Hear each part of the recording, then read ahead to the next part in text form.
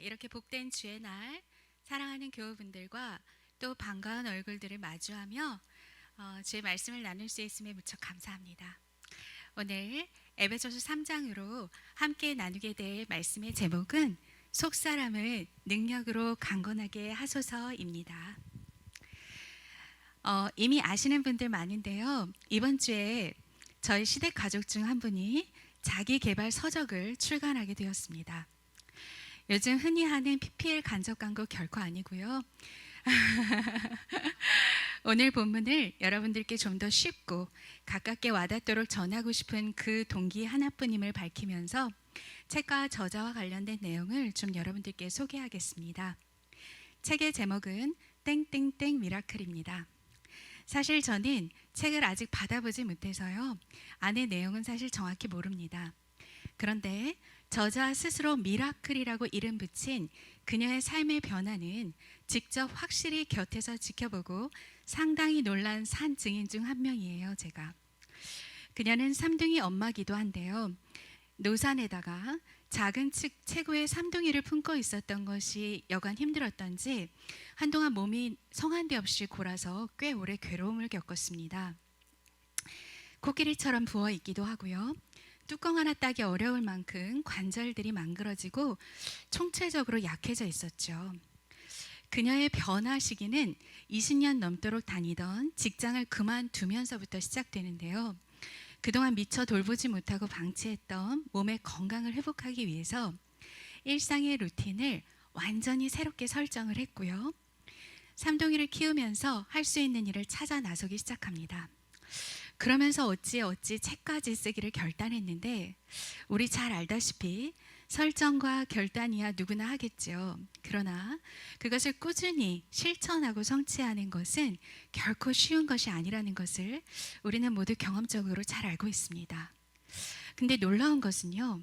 얼마 걸리지가 않아서 그녀는 합성한 것처럼 보일 정도의 바디 프로필을 찍게 될 뽀빠이 근육맨 몸으로 만들더군요. 정말 놀랐습니다. 일시적이 아니었고요. 그것을 완전히 체질화하게 만든 것을 보았습니다. 아무에게도 방해받지 않은 그런 시간 선점을 위해서 새벽 4시에 깨서요. 일정 시간은 책을 썼고 정해진 시간 달리는 일상은 계속됐어요. 먹는 것도 물론 완전히 달라졌습니다.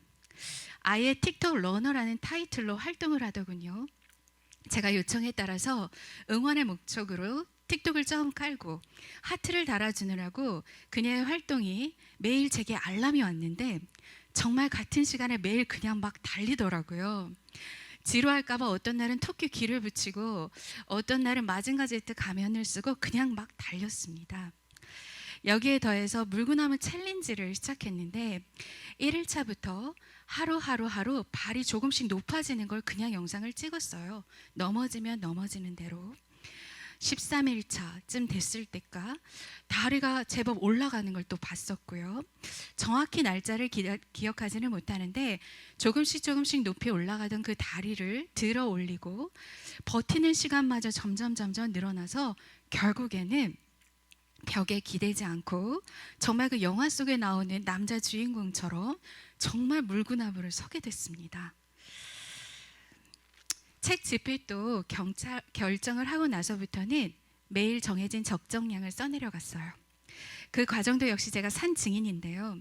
같이 시골에서 1박을 하던 날 4시에 깬 그녀가 저는 시골 어른들 밥을 하기 위해 4시에 일어났습니다. 그녀가 시골에 가서도 책을 써내려 가는데 삼둥이들이 일어나서 이걸 달라 저걸 달라 아무리 요구를 해도 요지부동하지 않고 어떤 방해에도 꿋꿋하게 정량을 써내려 가더군요. 정말 놀랐습니다. 책 집필 외에 정말 그녀는 꾸준히 달렸고 단백질만 먹었고 물구나무를 계속 도전했고 제가 그녀의 이런 루틴을 도전받았다면 제 몸이 달라져서 이 자리에 나왔을 텐데 죄송합니다. 저는 여기서 신앙적 통찰과 이번 설교의 착상을 대단히 많이 얻었습니다. 다음에는 운동과 식습관도 도전을 좀 받아볼게요. 애석해 하시는 분들의 표정을 봤습니다. 그녀를 그렇게 만들어준 그 동기와 동력을 좀 자세히 알기 원했는데 사실 제가 책 내용은 모른다 말씀드렸죠. 그녀는 워낙에 말수가 적은 편이에요. 그래도 저에게는 의논을 간혹 하지만 정말 자신의 이야기를 잘하진 않습니다. 이번 책의 목차에서 드디어 제가 직접 확인하게 됐습니다. 제가 목차들 중에서 오늘 말씀과 결부하여 여러분들과 좀 나누고 싶은 제목들을 꼽아서 먼저 제시를 해보려고 합니다. 에베소서 말씀을 나눈 후에 다시 그 결론에서 이 제목으로 한번 바울의 가르침과 우리 신앙을 되짚어보고자 합니다. 무채색 인생이여 안녕. 커뮤니티 속 세상으로 출근하다. 미라클은 내 안에 있다. 육아라는 미라클. 꾸준함은 나의 가장 큰 무기. 인생 가이드가 돼보자. 어썸 인생 이제 시작이다. 커뮤니티 리더로 성장 중이다. 그녀의 이야기는 에베소서 말씀을 다 나눈 후 다시 돌아오겠습니다. 오늘 본문이 속해 있는 책 에베소서는요, 하나님께서 만세전에 미리 정하시고 그리스도 안에서 성취하신, 그리고 이후로부터는 성령을 통해 교회들이 얻게 되고 삶에서 이루어 나가게 하실 그 비밀이 뭔지를 탁월하게 아주 심도 있게 전하는 바울의 편지입니다. 바울은 광활한 은혜의 속을 마치 활개쳐 날아다니듯이 주체할 수 없으리만큼 격양된 기쁨과 감격으로 절절마다 지극히 크신 주님과 그분의 영광을 높여드립니다. 또한 교회와 성도들을 향해서는 사랑 어린 절실한 겉면으로 아주 양민하고도 날카롭게 우리에게 주어진 은혜와 부르심을 일깨워 주죠. 제가 부활절을 지나면서부터 제게는 참 과분한 이 맡겨진 설교 강단에서 소중한 우리 공동체 식구분들과 부활을 참여하는 교회로 살아가는 삶에 대해 어떤 말씀을 나눌지를 기도하던 중에 에베소서를 선택하게 되었는데요. 그런데 막상 모든 장과 절들이 복음을 전하기에 너무 훌륭하고 은혜를 깨닫기에 정말 적합하지 않다 여겨지는 부분이 없다 여겨지다 보니까 어느 문맥을 따로 떼어서 특별히 나눌지 고민이 많이 되더군요. 젊은 시절에 내가 20대가 가기 전에 에베소서를 가져야 하겠다는 포부로서 불현듯 에베소서 암송을 결심하게 된 날이 있었습니다. 무작정 에베소서를 암송하기 시작했는데 그때 제가 오늘은 어디까지 끊어서 암기해야 될지 모를 만큼 이어지고 이어지는 그 연쇄적인 은혜와 그리고 위대한 변증에 압도돼서 어쩔 줄 모르던 기억이 지금도 생생합니다. 성령의 충만함으로 바울은 이 편지를 일필휘지로 써내려가지 않았을까 하는 생각도 들었죠. 그토록 끊기지 않는 긴 호흡을 가지고 주님을 찬양하고 교회와 성도들을 영원한 생명으로 강력히 일으키고 세상을 오직 은혜로서 설득해 나가는 그의 충만함이 너무 부럽더군요.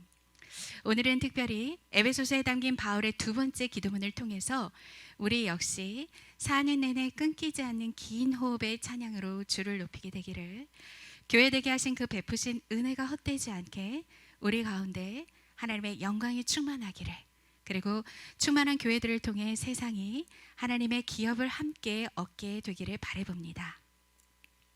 우리가 읽은 본문 14절은 그러므로 라는 접속사로 시작됩니다. 바울은 앞에서 언급한 내용인 그리스도 안에서 허락된 구원과 교회에 허락된 특권을 근거로 해서 다시 한번 기도를 시작하는데요. 무릎을 꿇고 비노니, 바로 그의 태도에서 지극히 크신 하나님 앞에 복종하는 그의 자세뿐만 아니라 교회와 지체들을 향한 그의 열정, 그리고 그의 사랑을 들여다보게 됩니다. 그는 기도를 시작하면서 하나님께 대하여 하늘과 땅에 있는 각 족속에게 이름을 주신 아버지라고 표현하고 있어요.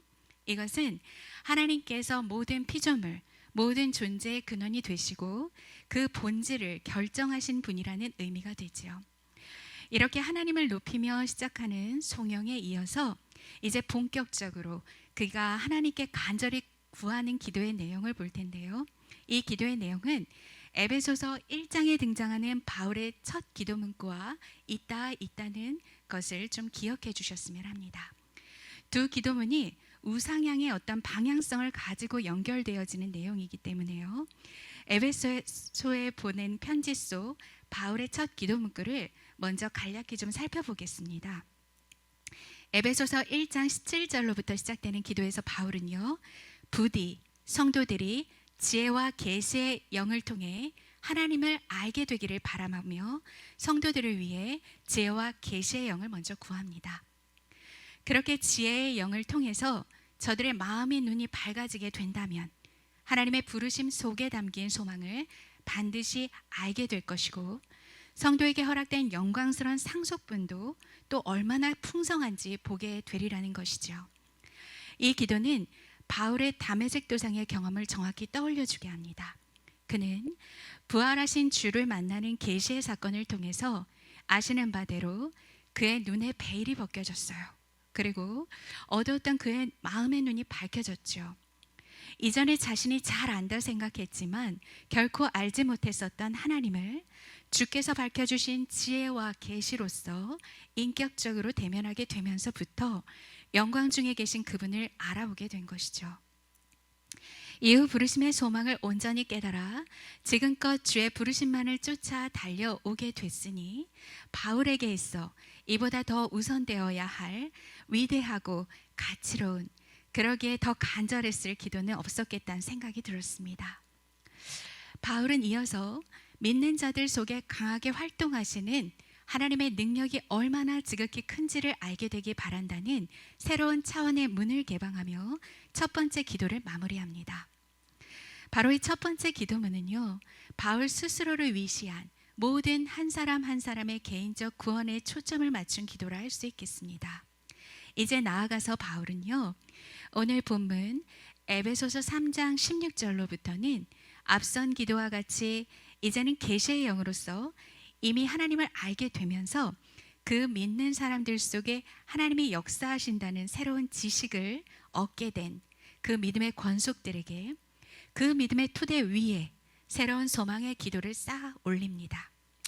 다시 말해서 에베소서 3장의 기도문은 주를 영접하고 난 이후 그리스도인으로 살아가게 된 에베소 성도들, 그리고 그 당시 이 편지를 같이 회람했을 모든 그리스도인들로부터 오늘날 우리, 그리고 앞으로 올 믿는 세대들을 아우르며 모든 성도들에게 개개인의 구원 이후 그 구원을 삶에서 이뤄가는 개인적 차원과 교회가 교회되게 하는 영광스러운 교회적 부르심의 차원으로 에베소서의 두 번째 기도를 제시하고 있는 거예요.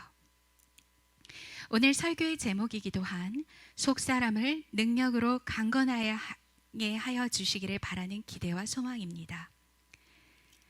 하나님의 영광의 풍성을 따라서 성령을 통해 속사람을 능력으로 강건하게 하여 주소서. 여기서 먼저 속사람이란 표현 자체가 익숙치 않은 분들을 위해서 설명이 필요하다 여겨집니다. 속사람은 표현에서도 그대로 느껴지듯이 겉사람과는 대조되는 개념이에요. 우리가 주를 영접한 이후 외적으로 크게 달라 보이지는 않지만 겉으로 보여지는 모습 그 이면, 그리스도 안에서 거듭난, 그리스도 안에서 새롭게 창조된 새 사람이 있음을 성경은 밝힙니다.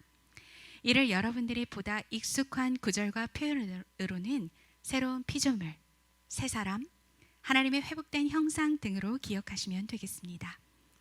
하나님의 형상으로 지으신, 그리하여 죄가 들어오기 전 본래의 디자인대로 회복되어진 그리스도의 참된 자아이죠.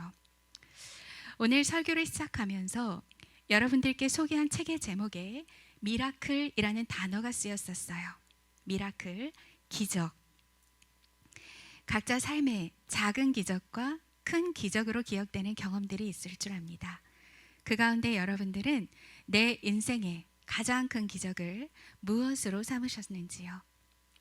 그리스도인들에게 있어 진정한 기적은 에베소서에서 강조하고 있는 그리스도 안에서 일어난 하나님과의 화해며 이후 성령을 통해 회복되어지는 참된 자아, 속사람의 완전한 실현입니다.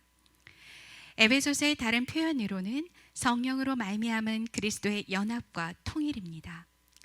그런데 가만히 교회를 들여다보면요, 우리는 분명 화목제물이 되신 그리스도의 십자가를 자주 묵상을 하고 또 연약해서 그리스도의 화해 사역에 자주 의존하지만, 그러나 더 나아가서 바울의 첫 기도의 말미 새로운 차원의 문을 개방하며 기도하는 바대로 우리 안에서 강한 힘으로 활동하시는 하나님의 능력이 얼마나 엄청나게 큰지는 우리 삶 속에서 생생히 누리지 못하는 데 보입니다.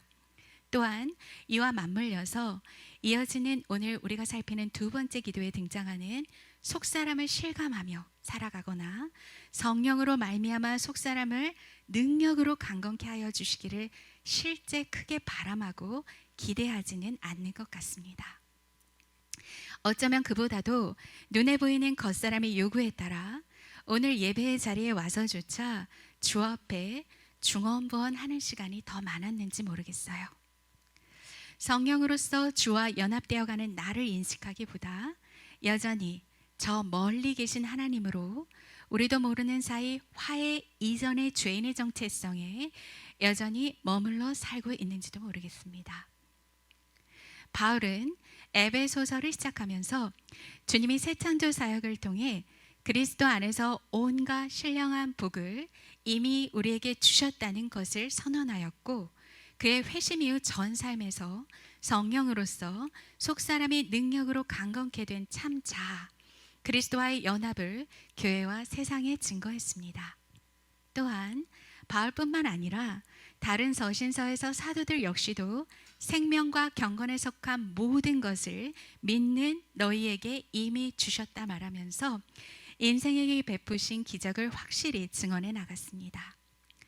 저들은 그렇게 성령으로서 주님과 하나가 되어서 하나님의 신적 계획에 참여하는 새로운 기쁨에 사로잡혀 살아갔습니다.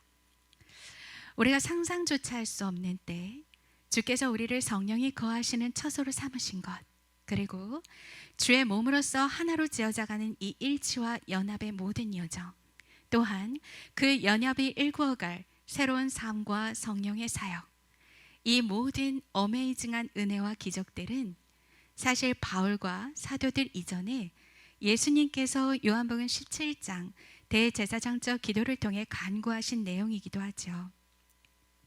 예수님께서 십자가 사역 앞두시고 성부 하나님께 드리신 기도입니다. 아버지께서 내 안에 계시고 내가 아버지 안에 있는 것과 같이 저들도 하나가 되어 우리 안에 있게 하여 주십시오. 나는 아버지께서 내게 주신 영광을 그들에게 주었습니다. 바로 여기서도 역시 주의 영광을 제자들과 교회에 이미 주셨다고 말씀하시죠.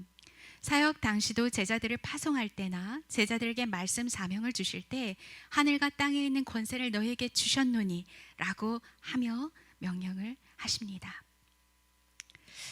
성령으로 말미암아 속사람을 능력으로 강건케 하는 것은 바로 이미 그리스도 안에서 성령을 통해 베푸신 기적들을 이루어진 사실로서 인정하고 천국을 침노하듯 내 것으로 능동적으로 취하며 신령한 약속들을 소중하게 지키는 것에서 출발합니다. 바울과 믿음의 사람들과 같이 그리스도 안에서 성령을 통해 이미 신령한 은혜들이 우리 속에 들어와 계심을 말함으로써, 또 이미 우리에게 생명과 경건에 속한 것을 주셨다 말함으로써 약속들을 확증하고 우리의 속사람을 그렇게 확정하고 또 확정해 나가는 것입니다. 그 사이 겉사람의 요구를 따라서 끌려다니던 시간은 점점 소멸되어져 가고 우리의 속사람은 주의 능력으로 주의 뜻을 나타내는 도구로 강건하여질 것입니다. 바울의 기도를 통해 또 바라매야 할 것이 있습니다. 17절입니다. 믿음으로 말미암아 그리스도를 여러분의 마음속에 머물러 계시게 하여 주시기를 빕니다. 이제 우리는 주께서 우리 인생에 베푸신 기적이라고밖에 할 수 없는 이 모든 풍성한 약속들을 믿음으로써 말미암아 주님께서 우리 속에 머물러 계시도록 하여야 합니다. 하나님의 나라가 어디 있냐는 질문에 여기도 저기도 아닌 너희 가운데 계시다 말씀하신 그리스도께서 이제는 친히 우리 속에 영으로 역사하십니다. 정말 이 사실을 믿으시나요? 아멘. 우리는 예수 그리스도를 우리의 구주로 시인하게 될 때 주를 영접한다고 표현하죠. 영접은 말 그대로 그분을 우리 삶의 주인으로 모셔드리는 것인데요.